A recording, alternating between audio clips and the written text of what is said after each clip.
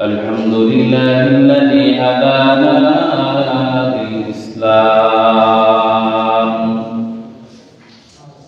والذي نزل القرآن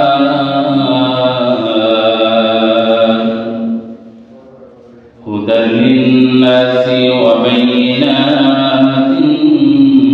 من الهدى والفرقان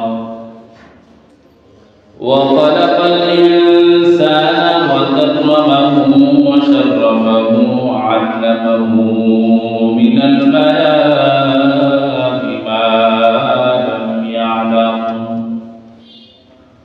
فسبحان الذي لا يحصى امتنانه باللسان ولا بالقلم ونشهد أن لا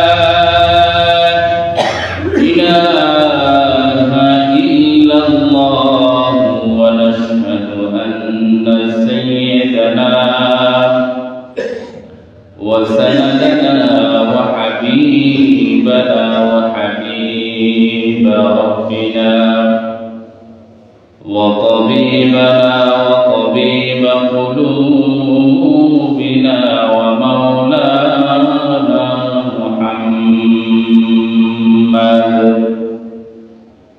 ومولانا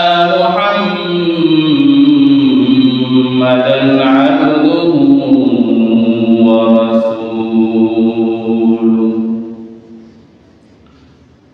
الذي أرسل إلى الناس كافة بشيرا ونذيرا وداعيا إلى الله بإذنه وسراجا وقمرا منيرا أما بعد فقد قال الله سبحانه وتعالى في كلامه المجيد وفي فرقانه الحميد فأعوذ بالله من الشيطان الرجيم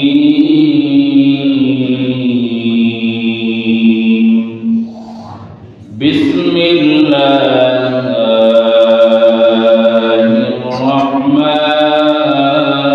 الرحمن الرحيم وعباد الرحمن الذين يمشون على الأرض هونا وإذا خاطبهم الجاهلون قالوا سلاما والذين يبيتون لربهم سجدا وقياما والذين يقولون ربنا اصرف عنا عذاب جهنم إن عذابها كان غراما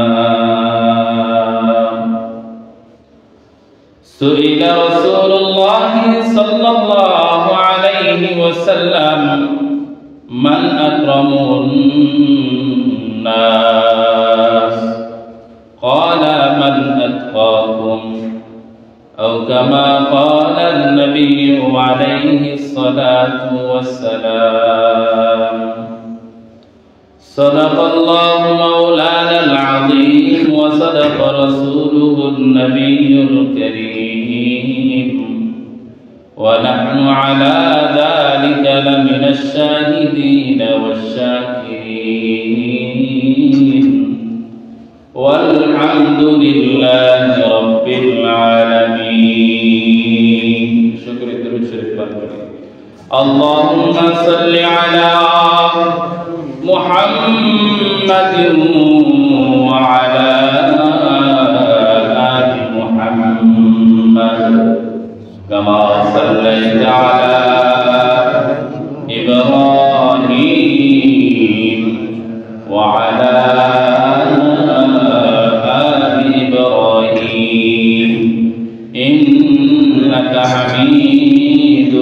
مجيد اللهم بارك على محمد وعلى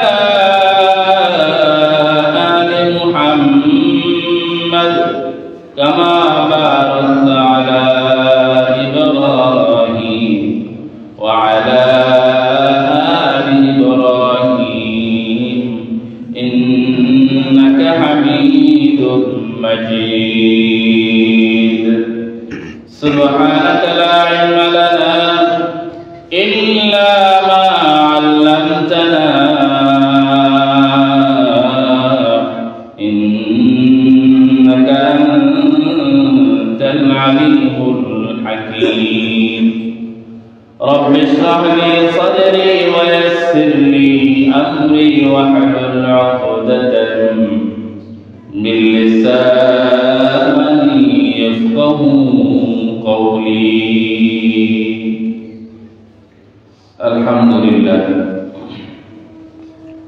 رب كريم দরবারে লাখ কোটি শুকরিয়া যে রব করিম আমাদেরকে সুস্থ রেখে ভালো রেখে দয়া করে মায়া করে ihsan করে আল্লাহ তাআলা তার প্রিয় ঘর মসজিদে আসার বসার তিনি কিছু কথাবার্তা বলা এবং আমাদের সকলকে শুনবার মতো তৌফিক দান করেছেন সে মহান মালিকের দরবারে সকলে অন্তরের অন্তঃস্থল থেকে মুহাব্বতের সহিত ঈমানদারের আওয়াজে শুকরিয়া আদায় করি বলি আলহামদুলিল্লাহ। গত সপ্তাহে আলোচনা চলছিল যে আল্লাহ তাআলা দুনিয়ার জমিনে তার বান্দাদেরকে সৃষ্টি করেছেন আল্লাহ তাআলা একমাত্র তার দাসত্ব প্রকাশ করার জন্য। জিন এবং মানুষ এই দুইটা জাতিকে আল্লাহ তাআলা সৃষ্টি করেছেন তার ইবাদতের জন্য, দাসত্ব প্রকাশের জন্য। তো দুনিয়াতে যারাই আছে সবাই আল্লাহ তাআলার গোলাম, সবাই আল্লাহ তাআলার দাস, কিন্তু তার মধ্য থেকে প্রিয় কিছু গোলাম আছে, আল্লাহ তাআলার প্রিয় কিছু বান্দা আছে। যে প্রিয় বান্দাদের সম্পর্কে আলোচনা চলতেছিল, আল্লাহ তাআলা সূরা ফুরকানের শেষ দিকে 63 নম্বর আয়াত, 63, 64, 65, 67 এভাবে আরো পর্যায়ক্রমে কয়েকটা আয়াতের মধ্যে আল্লাহ তাআলা তার প্রিয় বান্দাদের কিছু গুণাবলী আল্লাহ তাআলা উল্লেখ করেছেন। আল্লাহ রাব্বুল আলামিন পবিত্র কোরআন কারীমে ইরশাদ করেন, মা খালাকতুল জিন্না ওয়াল ইনসা ইল্লা লিয়াবুদুন, আমি মানুষ এবং জিন জাতিকে সৃষ্টি করেছি একমাত্র আমার দাসত্ব প্রকাশের জন্য, আমার ইবাদত করার জন্য, আমার গোলামি করার জন্য। তবে তাদের মধ্য থেকে সব থেকে ভালো আর প্রিয় গোলাম আমার কাছে হলো ওইটা মানুষ এবং জিন জাতির মধ্যে সব থেকে প্রিয় দাস আর প্রিয় গোলাম হলো, প্রিয় বান্দা হলো তারা যাদের ভিতরে সূরা লোকমানের 63, 64, 65 এবং 67 এবং পর্যায়ক্রমে আয়াতের মধ্যে যে গুণগুলো উল্লেখিত রয়েছে, এই গুণগুলো যাদের ভিতরে থাকবে আল্লাহ তাআলা তাদেরকে প্রিয় বান্দা হিসেবে আখ্যায়িত করেছেন। গত সপ্তাহে কিছু আলোচনা হয়েছিল, 4টা আয়াতের আলোচনা হয়েছিল। আলোচনা বুঝার সুবিধার্থে অল্প সময়ের ভিতরে গত সপ্তাহের আলোচনাগুলো অল্প সময়ের ভিতরে টেনে নিচ্ছি। আল্লাহ তাআলা তার প্রিয় গোলাম সম্পর্কে বলতেছেন, কারা কারা প্রিয় গোলাম, কারা কারা প্রিয় বান্দা। আল্লাহ তাআলা ইরশাদ করতেছেন, وعباد الرحمن الذين يمشون على الأرض هونا وإذا خاطبهم الجاهلون قالوا سلاما। আল্লাহ রাব্বুল আলামিনের প্রিয় গোলামের 1 নম্বর গুণ হলো যারা দুনিয়ার জমিনে চলাফেরার সময় নম্রভাবে চলে, অহংকার করে না।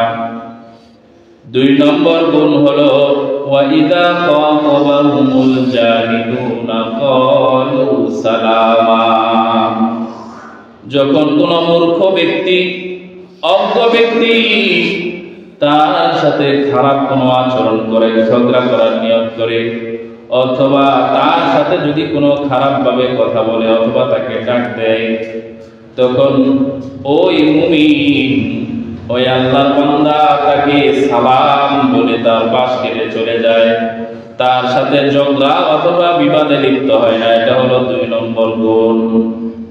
3 নম্বর গুণ সূরা ফুরকানের 64 নম্বর আয়াতে আল্লাহ রাব্বুল আলামিন বলেন, ওয়াল্লাযীনা ইয়াবিতুনা লিরাব্বিহিম সুজদান ওয়া কিয়ামা, যারা নাকি তাদের রাত্রিগুলোকে যাপন করে আল্লাহ তাআলার কুদরতি কদমে সিজদা দিয়ে এবং রাত্রিবেলা দাঁড়ায় দাঁড়ায় নামাজ আদায় করে রাত্রটাকে কাটায়। দুনিয়ার সমস্ত মানুষগুলো যখন এই শীতের রাত্রে কম্বলের নিচে যায় শুয়ে থাকে, আরামের ঘুম ঘুমায়, ফজর অনেকের গাজা হয়ে যায়, ফজর পড়তে পারে না আরামের ঘুমের কারণে। কিন্তু আল্লাহর কিছু প্রিয় বান্দা আছে 5 ওয়াক্ত নামাজ তো পড়ে, সাথে সাথে তাহাজ্জুদের নামাজগুলো আল্লাহ তাআলার সন্তুষ্টির জন্য রাতের বেলা নিজের ঘুমটাকে দূরে সরাইয়া একমাত্র আল্লাহ তাআলার সন্তুষ্টির জন্য রাত্রটাকে নামাজের ভিতরে কাটায় দেয়। আল্লাহ রাব্বুল আলামিন ওই সমস্ত বান্দাদেরকে বলেন, এরা হলো 3 নম্বর প্রিয় বান্দা। আমার প্রিয় বান্দাদের 3 নম্বর গুণ হলো, যারা নাকি রাত্রিবেলা সমস্ত মানুষগুলো যখন ঘুমায় থাকবে তখন ওই বান্দাগুলো আমার সন্তুষ্টির জন্য সিজদা করে এবং রাত্রিবেলা নামাজে দাঁড়ায়া দাঁড়ায়া আমার এই দেওয়া রাত্রটাকে সে আমার কুদরতি কদমে সিজদা দিয়ে কাটায় দেয়। সে আরামের ঘুম ঘুমায় না। মানুষ যেমন ফজর কাজা করে ঘুমায়, ওই ঘুম সে ঘুমায়। হাদিসের মধ্যে আসছে, হযরত মুগীরা ইবনে শুবা রাদিয়াল্লাহু তাআলা আনহু হতে হাদিসটি বর্ণিত, মুসলিম শরীফের 2819 নম্বর হাদিস। হযরত মুগীরা ইবনে শুবা রাদিয়াল্লাহু তাআলা আনহু আল্লাহর রাসূল সাল্লাল্লাহু আলাইহি ওয়াসাল্লামকে একবার জিজ্ঞাসা করতেছেন, ও আল্লাহর নবী, আল্লাহ তাআলা তো আপনার পিছনের এবং সামনের যত গুনাহ আছে, গুনাহ নয়, আপনার সামনে এবং পিছনের যত ভুল ত্রুটি আছে সব ভুল ত্রুটিগুলো আল্লাহ তাআলা মুছে দিয়েছেন, ক্ষমা করে দিয়েছেন। তারপরে আল্লাহর নবী কেন সারা রাত দাঁড়ায়া দাঁড়ায়া কোরআন তেলাওয়াত করে এবং নামাজের মধ্যে দাঁড়ায় থাকে, যার কারণে দেখা যায় অনেক সময় পা ফেটে রক্ত বের হওয়ার উপক্রম হয়ে যায়, পা গুলো ফুলে যায়।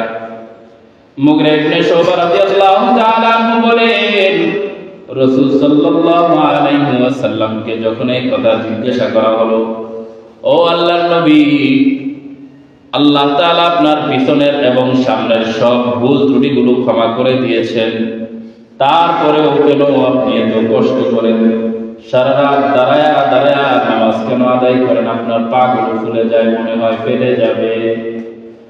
আল্লাহ রাসূল সাল্লাল্লাহু আলাইহি ওয়াসাল্লাম উত্তর দিয়েছেন, ও আমার সাহাবী,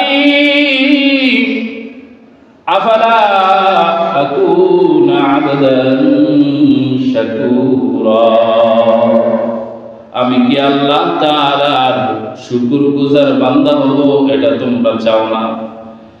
আল্লাহ তাআলা আমাকে এত সুযোগ দিয়েছেন, তারপরেও কি আমি আল্লাহ তাআলার কুদরতি কদমে সিজদা দিয়ে রাত্রিবেলা নামাজ আদায় করে আমি আল্লাহ তাআলার শুকরগুজার বান্দা হব না?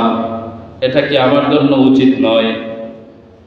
চিন্তা করেন, যে নবীর পিছনের এবং সামনের সমস্ত ভুল ত্রুটিগুলো আল্লাহ তাআলা ক্ষমা করে দিয়েছেন, সেই নবী রাতের ঘুম সরাইয়া, রাতের ঘুমটাকে দূরে সরাইয়া আল্লাহ তাআলার নৈকট্য লাভের জন্য সারা রাত দাঁড়ায়া দাঁড়ায়া নামাজ আদায় করে। আর আমরা মুসলমান জান্নাতের গ্যারান্টি দিতে পারি না, ইমানেরও গ্যারান্টি দিতে পারি না। আমাদের ফজর কোন দিকে যায়, যোহর কোন দিকে যায়, আসর কোন দিকে যায়, এমনও বহু মুরব্বী বাবাজি আছে, এমনও বহু যুবক আছে মাসে একদিনও মসজিদে এসে নামাজ আদায় করে না, আছে না নাই? বহু যুবক আছে, বহু মুরব্বী আছে, নামাজের কথা যখন তাদেরকে বলা হয় তখন তারা বলে হুজুর লঙ্গিটা ভালো না, কালকে থেকে শুরু করব, আগামীকাল থেকে শুরু করব, অথবা আগামী জুমার নামাজের পর থেকে আমি নামাজ ধরে ফেলবো। তার কাছে আমার জিজ্ঞাসা, ও ভাই, ও মুরব্বী বাবা, আগামী শুক্রবার পর্যন্ত আপনি হায়াত পাবেন, এই গ্যারান্টি আপনাকে কে দিল? আপনাদের কাছে জিজ্ঞাসা, এমন কেউ দুনিয়ার এমন কেউ আছে যে আগামী শুক্রবার পর্যন্ত অথবা আগামীকাল পর্যন্ত, আগামীকাল বাদ দিলাম, আজকে আসর পর্যন্ত কেউ নিজের হায়াতের গ্যারান্টি দিতে পারবে কিনা? কথা বলে কেউ গ্যারান্টি দিতে পারবে না। যদি গ্যারান্টি না দেওয়া যায় তাহলে আসর রক্ত থেকে নামাজ পড়ব, এই কথাটারও কোনো যৌক্তিকতা আসে না। যার ভিতরে বিবেক আছে, যে আকলমান মানুষ, জ্ঞান সম্পন্ন মানুষ, ওই মানুষটা বলতে পারে না যে হুজুর আসর থেকে নামাজ শুরু করে দিব। বহু মানুষ আপনারা দেখেছেন সকালে ফজরের নামাজ আদায় করেছেন, এই মসজিদের সভাপতি সাহেবই রাত্রিবেলা এশার নামাজ আদায় করছে, ফজর আমাদের সাথে পড়তে পারে না, ঠিক না ঠিক? এরকম আমাদেরও সময় আসতে পারে কি পারে না? এই জন্য ভাইরা আমার, কার সময় কখন এসে যাবে কেউ বলতে পারে না। এই জন্য আল্লাহর নবী রাতের বেলা দাঁড়ায় তাহাজ্জুদ গুজার করে সময়টাকে কাটাইছেন। আমরা যদি তার উম্মত হইয়া 5 ওয়াক্ত নামাজটাকে সময় মতো না করতে পারি, নিজেদেরকে আল্লাহ তাআলার প্রিয় বান্দা দাবি করার উপযুক্ততা আমরা রাখি না। আর আল্লাহ তাআলার প্রিয় বান্দা যদি আমরা দাবি না করতে পারি, তাহলে মনে রাখতে হবে আমি কিয়ামতের দিন আল্লাহ তাআলার কাছ থেকে নাজাত পাওয়ার সম্ভাবনা নাই। আল্লাহ রাসূল সাল্লাল্লাহু আলাইহি ওয়াসাল্লামের আরেকটা হাদিস আছে, হযরত আবু হুরায়রা রাদিয়াল্লাহু তাআলা আনহু হাদিসটি বর্ণিত, মুসলিম শরীফের 482 নম্বর হাদিস। হযরত আবু হুরায়রা রাদিয়াল্লাহু তাআলা আনহু বলেন, আকরাবু মা ইয়াকুনুল আবদু মির রাব্বিহি ওয়া হুয়া সাজিদুন। পৃথিবীর যত জিনিস আছে, যত আমল আছে, সব আমল করলে, ভালো আমল করলে আল্লাহর কাছে পছন্দনীয় হয়, বান্দা আল্লাহর কাছাকাছি চলে যায়। কিন্তু এমন একটা আমল আছে, যে আমলটা যদি বান্দা করে তাহলে ওই আমলের মাধ্যমে আল্লাহ তাআলার কাছাকাছি বান্দা অনেক কাছাকাছি চলে যায়। বলে সেই আমলটা কি? আল্লাহর নবী বলেন, আকরাবু মা ইয়াকুনুল আবদু মির রাব্বিহি ওয়া হুয়া সাজিদুন। বান্দা যখন সিজদায় যায়, এই সিজদার মাধ্যমে বান্দা আল্লাহ তাআলার সম্পর্কের অনেক কাছাকাছি চলে যায়। বলেন সুবহানাল্লাহ। বান্দা আর আল্লাহর মাঝে যেই সম্পর্ক, প্রেমের যে সম্পর্ক, এটা একমাত্র এই সম্পর্কটা অর্জিত হয় সিজদার মাধ্যমে। বলেন সুবহানাল্লাহ। কিন্তু নামাজ তো করি না, আল্লাহর সাথে সম্পর্ক হবে কিভাবে? ও ভাই, আপনি বছরে একদিনও নামাজ পড়েন না এমন মুসল্লিও আছে, সপ্তাহে একদিনও নামাজ পড়েন না এমন মুসল্লিও আছে, মাসে একদিনও নামাজ পড়ে না এমন মুসল্লিও আছে। জিজ্ঞাসা করলে বলে, হুজুর ঈমান ঠিক আছে। আরে ভাই, আপনার ঈমান কিভাবে ঠিক আছে? ঈমানের প্রথম শর্তই হলো আপনি প্রথম মুখ দিয়ে স্বীকার করবেন, অন্তর দিয়ে মানবেন আল্লাহ এক, তার রাসূলকে স্বীকার করবেন, আল্লাহকে স্বীকার করবেন এবং তার রাসূলকে স্বীকার করবেন। ঈমানের 2 নম্বর শর্ত হলো আপনি নামাজ যথাসময়ে আদায় করবেন। ঈমানের 2 নম্বর শর্ত যখন পাওয়া গেল না, আপনার দাবিটাও আপনার মার মতো কোনো যোগ্যতা রাখে না। সুতরাং আপনার দাবি করা আর না করার সমানই। যে ব্যক্তি দাবি করছে আমি ঈমান আনছি, কিন্তু নামাজ ঈমানের 2 নম্বর শর্ত পালন করলো না, আপনাদের কাছে জিজ্ঞাসা, যে ব্যক্তি মুখ দিয়া স্বীকার করছে ঈমান আনছে, কিন্তু ঈমানের শর্ত তার মধ্যে পাওয়া যায় নাই, তাকে কি ঈমানদার বলতে আমরা দাবি করতে পারি? কথা বলেন, দাবি করতে পারি? যতই মুখ দিয়ে আপনি স্বীকার করেন ঈমান আনছি, কিন্তু ঈমানের শর্ত আপনার ভিতরে পাওয়া যায়নি, আপনি ঈমানদার হিসেবে দাবি করতে পারেন? বহু মানুষ আছে দাবি করে ঈমান ঠিক আছে, ইমান কেমনে ঠিক আছে? আপনি আল্লাহ রসুলকে মানেন, আল্লাহকে মানেন, কিন্তু তার হুকুমই তো মানেন না। শুধু আবু জাহেলও স্বীকার করত। আল্লাহ রাব্বুল আলামিন পবিত্র কোরআন কারীমে ঘোষণা করেন, ওয়ালা ইন সাআলতাহুম মান খালাকাস সামাওয়াতি ওয়াল আরদি লায়াকুলুন্নাল্লাহ। হে নবী, আপনি যদি কাফেরদেরকে জিজ্ঞাসা করেন মান খালাকাস সামাওয়াতি ওয়াল আরদ, আসমান এবং জমিনটা কে সৃষ্টি করেছে, লায়াকুলুন্নাল্লাহ, তখন তারা বলবে আসমান এবং জমিন আল্লাহ সৃষ্টি করেছে। এই আয়াতটা আল্লাহ তাআলা আবু জাহেল বা সাইবা সম্পর্কে আল্লাহ নাযিল করেছেন। আল্লাহ নবীকে আল্লাহ জানায় দিতেছেন, ও নবী আপনার, ও নবী আমার, আপনি যদি আবু জাহেল বা সাইবা তাদেরকেও জিজ্ঞাসা করেন যে এই আসমান এবং জমিনকে কে সৃষ্টি করেছে, তারাও বলবে এই আসমান এবং জমিন আল্লাহ তাআলা সৃষ্টি করেছে। কিন্তু তারপরেও তারা মুমিন নয়। কারণ কি? তারা আল্লাহকে স্বীকার করে কিন্তু তার নবীকে স্বীকার করে না, নবীর হুকুম মানে না, আল্লাহর হুকুমও মানে না। তারা সৃষ্টিকর্তা স্বীকার করে কিন্তু সৃষ্টিকর্তার হুকুম মানে না। তারা সৃষ্টিকর্তা মানে সৃষ্টিকর্তার রাসূলকে মানে না। তারা সৃষ্টিকর্তা মানে, তারা আল্লাহকে মানে, কিন্তু আল্লাহর হুকুম মানে না। যার কারণে তারা ঈমানদার নয়। ঠিক বর্তমান জামানায় যারা নাকি দাবি করে তারা মুমিন, কিন্তু ঈমানের যে কাজগুলো আছে তারা করে না। যার কারণে আমি বলবো, মুখ দিয়ে যতই বলেন আপনি ঈমানদার, আপনার ভিতরে ঈমানের গুণ না থাকার কারণে আপনিও মুমিন নয়। 2 সপ্তাহ আগে ঈমান মুমিনের গুণ সম্পর্কে আলোচনা করি নাই? তার মধ্যে একটা সবচেয়ে বড় গুণ ছিল ওয়াল্লাযীনা হুম আলা সালাতিহিম ইউহাফিজুন, যারা তাদের নামাজের প্রতি যত্নবান। আপনি বছরে একদিন নামাজ পড়লে ঈমানদার দাবি করেন, এরকম তো হয় না। আরে এরকম বহু হিন্দু আছে যারা গরুর গোশত খায় বছরে একদিন। কোন সময় কেউ কেউ তো খায়, তাই বলে কি সে ঈমানদার হয়ে গেছে? কথা বলেন না কেন? ঈমানদার হয়ে গেছে? বাংলাদেশে আছে না এরকম অনেক হিন্দু আছে যারা ওদের ধর্মটাকে ফলো করে না, গরুর গোশত খায়, তাই বলে কি সে মুসলমান হয়ে গেছে? কোন একদিন আইসা মসজিদের ভিতরে যে কোনো একদিন জুমার নামাজ পড়লো অথবা ঈদের নামাজ পড়লো, সে মুমিন হয়ে গেছে? এতই সহজ। যদি এরকম হইতো তাহলে আপনারা এত হাজার টাকা খরচ করে মসজিদ বানাইছেন, এত কোটি টাকা খরচ করে মসজিদ বানাইছেন, তারপরে ইমাম রাখছেন, মুয়াজ্জিন রাখছেন, সব ব্যবস্থাপনা এত লক্ষ লক্ষ টাকা খরচ করার দরকার কি ছিল? যদি নামাজ না পড়ি যদি মুমিন হওয়া যায়, তাহলে বাড়িতে বসে থাকেন, ঘরে নামাজ পড়ে নেবেন, এমনি তো জান্নাতে যাবেন। কি বলেন? আমার কথা কি ব্যাঠিক? ঠিক না ব্যাঠিক? যদি এত সহজেই এত কিছু ছাড়াই যদি জান্নাতে যাওয়া যেত, মুমিন হওয়া যেত, তাহলে মসজিদের কি দরকার ছিল? বাড়িতেই তো নামাজ পড়তে পারতাম। ইমাম সাহেবের কি দরকার ছিল? আমরাই নামাজ পড়াইতে পারতাম। এই হলো 2 নম্বর গুণ। আল্লাহ রাব্বুল আলামিন বলেন, ওয়াল্লাযীনা ইয়াবিতুনা লিরাব্বিহিম সুজদাও ওয়া কিয়ামা। 3 নম্বর গুণ হলো আল্লাহ বলেন, যে সমস্ত বান্দারা রাত্রিবেলা দাঁড়াইয়া তাহাজ্জুদের নামাজ আদায় করে, রাত্রটাকে আমার নামাজ এবং সিজদার মধ্যে কাটায় দেয়, তারা হলো আমার প্রিয় বান্দা। 4 নম্বর হলো আল্লাহ বলেন, ওয়াল্লাযীনা ইয়াকুলুনা রাব্বানা ইসরিফ আন্না আযাবা জাহান্নাম ইন্না আযাবাহা কানা গরামা।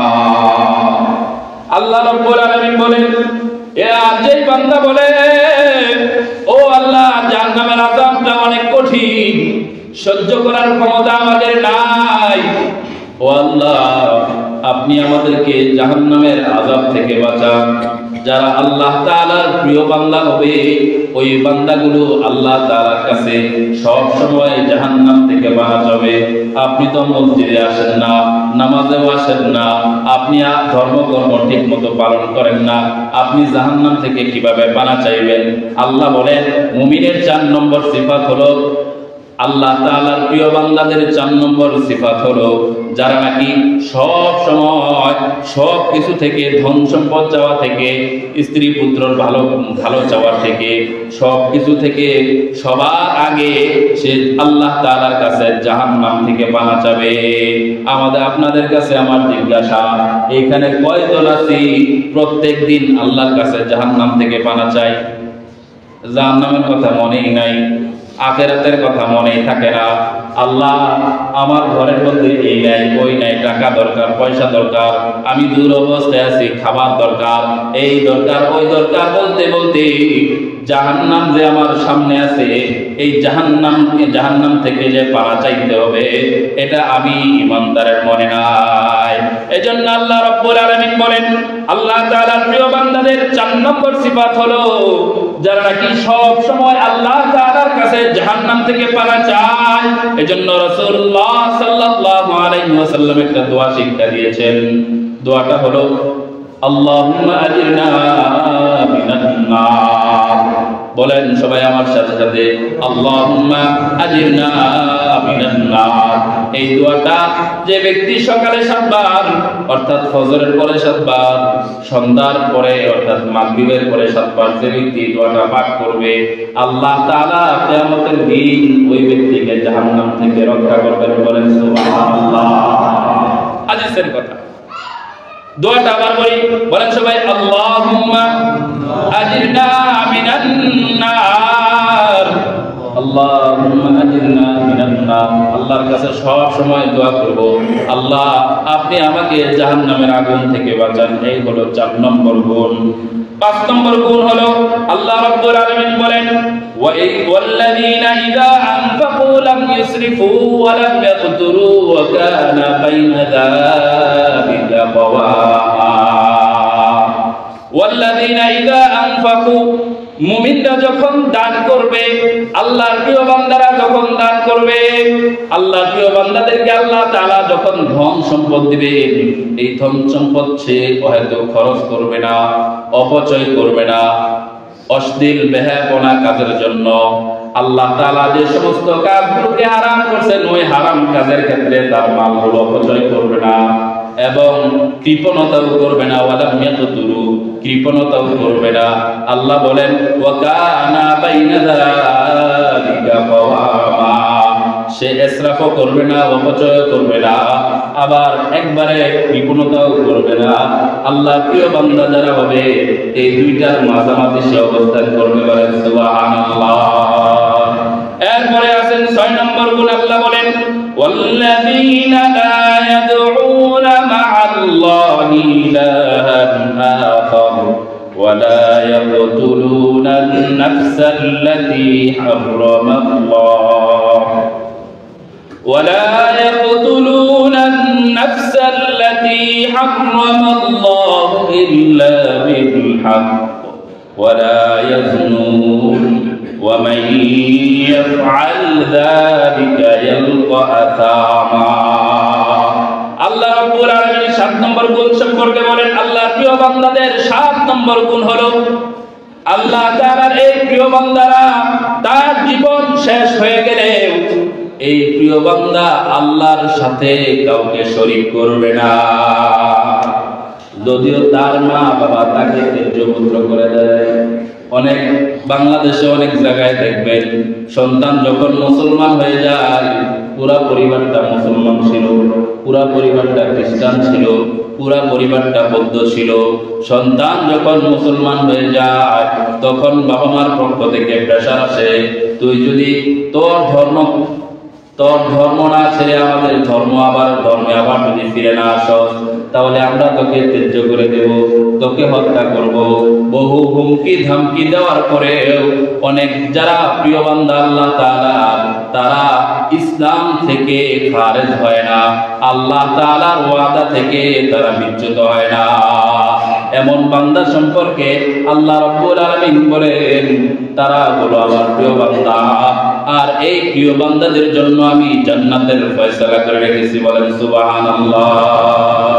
হাদিসে আসছে, যারা নাকি আল্লাহ তাআলার সাথে শিরক করে, যারা নাকি মিথ্যা বলে, যারা নাকি সব সময় মানুষকে গালিগালাজ করে, এই সম্পর্কে হাদিসের মধ্যে আসছে। হযরত আনাস ইবনে মালিক রাদিয়াল্লাহু তাআলা থেকে হাদিসটি বর্ণিত, বুখারী শরীফের 6871 নম্বর হাদিস। হযরত আনাস ইবনে মালিক রাদিয়াল্লাহু তাআলা আনহু বলেন, আল কাবাইরুল ইশরাকু বিল্লাহ ওয়া উকুকুল ওয়ালিদাইন ওয়া কতলুন নাফসি ওয়া শাহাদাতুজ যুর। এই যে আল্লাহ তাআলা এই আয়াতটা বলেছেন, লা ইয়াদউনা মা'আল্লাহি ইলাহান আখর, যারা আল্লাহর প্রিয় বান্দা কিয়ামত হয়ে গেলেও, তাদের জান চলে গেলেও তারা আল্লাহর সাথে আর কাউকে শরীক করবে না। আল্লাহ ওই সম্পর্কে বলেন, আল্লাহর নবী ওই সম্পর্কে বলেন, আল কাবাইরুল ইশরাকু বিল্লাহ। আমরা দুনিয়ার জমিনে আমরা কবিরা গুনাহ নামে অনেক গুনাহ শুনি নাই কথা? কবিরা গুনাহ হবে, এই কাজ করলে কবিরা গুনাহ হবে, এই কাজ করলে কবিরা গুনাহ হবে। কবিরা গুনাহ এমন গুনাহ যে এই গুনাহটা তওবা ছাড়া মাফ হয় না। আল্লাহর নবী ওই গুনাহ সম্পর্কে বলেন, আল কাবাইরু আল ইশরাকু বিল্লাহ। কবিরা গুনাহর মধ্যে অন্যতম হলো আল্লাহর সাথে যদি কেউ শরীক করে, তাহলে ওই গুনাহটা কবিরা গুনাহর অন্তর্ভুক্ত হয়ে যায়। আর এই গুনাহটা আল্লাহ তাআলার কাছে তওবা ছাড়া আল্লাহ তাআলা মাফ করেন না। দেখা যাবে আল্লাহ তাআলা পবিত্র কোরআনে ঘোষণা করেছেন, লা ইন আশরাকতা লা ইয়াহবাতান্না আমালু। হে নবী, আপনি যদি শিরক করেন, আল্লাহর নবীকে দিয়া আল্লাহ তাআলা সমস্ত বান্দাদেরকে জানায় দিতেছেন, আপনি যদি শিরক করেন অথবা আপনার বান্দারা যদি শিরক করে, কথা বোঝানোর উদ্দেশ্য, বান্দারা যদি শিরক করে তাহলে সে যত আমল করুক, হজ করছে, যাকাত দিছে, রোজা রাখছে, রাতের বেলা দাঁড়াইয়া তাহাজ্জুদের নামাজ আদায় করছে, সব কিছুর একমাত্র উদ্দেশ্য মানুষের সন্তুষ্টি, মানুষকে দেখানো। মানুষ বড় হাজি বলবে, মানুষ বড় গাজী বলবে, মানুষ বড় যাকাত দেওয়ালা বলবে, দানবী বলবে, মানুষ রাতের বেলা দাঁড়াইয়া নামাজ আদায় করার কারণে তাহাজ্জুদ গুজার বলবে। এই কারণে যারা নাকি নামাজ আদায় করছে, মানুষকে দেখানোর জন্য যারা ইবাদত করছে, তারা কেমন যেন শিরক করলো। কারণ ইবাদত হবে আল্লাহর জন্য, ওই ইবাদত মানুষকে দেখানোর জন্য করছে, তার মানে সে শিরক করছে। এই শিরক করার কারণে সে যত বড় আবিদি হোক না কেন, যত বড় ইবাদত করনেওয়ালা হোক না কেন, আল্লাহ তাআলা বলে, লা ইয়াহবাতান্না আমালু। আল্লাহ তাআলা তোমাদের সমস্ত আমলগুলো শিরকের কারণে ধ্বংস করে দিবে। বলেন নাউযুবিল্লাহ। বান্দা যদি শিরক করে, যদি বান্দার আমলনামায় হজের আমলও যদি থাকে, বান্দা যদি যুদ্ধ করতে যায়, বান্দা যদি ইসলামের জন্য যুদ্ধ করতে যায়, সেখানে শহীদ হয়ে যায়, তার উদ্দেশ্য এটা যে আমি মানুষ আমাকে শহীদ বলবে। মানুষ আমাকে কি বলবে? কি বলবে? শহীদ। মরার সাথে সাথে, শাহাদাত বরণ করার সাথে সাথে তার মাঝখানে, তার শাহাদাত আর জান্নাতের মাঝখানে কোনো পর্দা থাকে না। শুধু শাহাদাত বরণ করতে দেরি, সে সাথে সাথে জান্নাতে প্রবেশ করে যায়। শাহাদাত বরণ করতে দেরি, শাহাদাতের মাধ্যমে সে জান্নাতে প্রবেশ করে যায়। অথচ এই শহীদও যদি মানুষকে দেখানোর জন্য অথবা মানুষ তাকে বলবে, শহীদ বলবে, এই জন্য যদি যুদ্ধ করে থাকে, আল্লাহর নবী বলেন এই শহীদ আল্লাহ তাআলার কাছে গ্রহণযোগ্য হবে না। আল্লাহ তাআলা বলেন যে তার সমস্ত আমলগুলো আল্লাহ ধ্বংস করে দিবেন এই শিরকের কারণে। আল্লাহ তাআলা আমাদেরকে শিরক থেকে বেঁচে থাকার তৌফিক দান করুন, সকলে বলে আমিন। তা আল্লাহর নবী বলেছেন, আল কাবাইরু আল ইশরাকু বিল্লাহ। কবিরা গুনাহর মধ্যে অন্যতম একটা হলো আল্লাহ তাআলার সাথে কাউকে শরীক করা, ওয়া উকুকুল ওয়ালিদাইন, এবং মা বাবার অবাধ্য হওয়া, মা বাবাকে কষ্ট দেওয়া। আমাদের সমাজের ভিতরে মা বাবাকে কষ্ট দেওয়া আছে না নাই? অভাব নাই। 90% সন্তান মা বাবাকে কষ্ট দেয়, 90% সন্তান মা বাবার অবাধ্য হয়ে যায়। কিন্তু এখানে আরেকটা কথা আছে, অনেক মা বাবা এরকম আছে যে মা বাবা সন্তানের প্রতি জুলুম করার কারণে, সন্তানের প্রতি বেইনসাফের কারণে আবার সন্তানও বাবা মার প্রতি বেইনসাফ করে, আছে না নাই? এরকম আছে। 3 নম্বর আল্লাহর নবী বলতেছেন, ওয়াকাতুন নাফস, কোন মানুষকে হত্যা করা কবিরা গুনাহ। বর্তমানে এমন একটা জামানা আসছে যে জামানায় পাখির রক্তের দাম আছে, মানুষের রক্তের দাম নাই। পাখি হত্যা করলে, পশু হত্যা করলে, হরিণ হত্যা করলে, ছাগল হত্যা করলে, বন্য কোনো পশু প্রাণী হত্যা করলে সেটার জন্য জেল হয়। বছরকে বছর সরকারি মামলায় আটকে থাকতে হয়, কিন্তু মানুষকে হত্যা করলে 5 মাসের বেশি জেল হয় না, ঠিক না ঠিক? ওয়াকাতুন নাফস, আল্লাহর নবী বলেন ওয়াকাতুন নাফসি, মানুষকে হত্যা করা হলো কবিরা গুনাহ। 4 নম্বর হলো শাহাদাতুজ জুর, মিথ্যা সাক্ষী দেওয়া। মিথ্যা সাক্ষী যদি কোনো মানুষ দেয়, সে কবিরা গুনাহ করলো। এই গুনাহ তওবা ছাড়া আল্লাহ তাআলা কোনোদিন মাফ করবেন না। আমাদের সমাজে এখন মিথ্যা সাক্ষীর সংখ্যা কম না বেশি? 90% মিথ্যা সাক্ষী। দেখা যাবে এক ভাইয়ের কাছে দলিল প্রমাণ আছে, আরেকজনের কাছে মিথ্যা সাক্ষী আছে। এখন মানুষ সত্য বললে বিশ্বাস করে না, বানায় টানায় মিথ্যা কথা যদি কাউকে বলে, অভিনয় করে যদি মিথ্যা কথা বলে, মানুষ এই অভিনয়টাই বিশ্বাস করে, ঠিক না ঠিক? এই জামানায় এক প্লেট বিরিয়ানির দ্বারা দল পরিবর্তন হয়।